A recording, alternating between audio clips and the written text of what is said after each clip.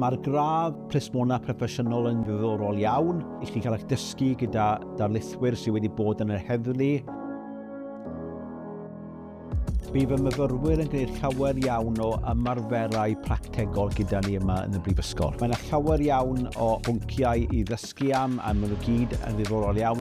Yn y drydydd flwyddyn, i chi'n dewis gwneud prosiect ymchwil, a mae hwnna yn rhywbeth chi chi'n gwneud mewn pwnc am heddlu i chi a diddordeb yn. Mae grantiau i gael o y Coleg Cymraeg Cenedlaethol a Prifysgol De Cymru os ydych chi'n dewis i astudio y 40 credit y flwyddyn trwy gyfrwng y Gymraeg. Yn y Brifysgol yma, mae yna llawer o gyfysurau gyda ni. Mae yna sydd wedi cael ei addasu'n arbennig ar gyfer ymchwilio mewn i wahanol troseddau. Fy'n gwneud ymarferiadau practegol lle byddwn ni er enghraifft yn stopio a chwilio rhywun. Hefyd beth sydd gyda ni yma yw canolfan efelychu hydra.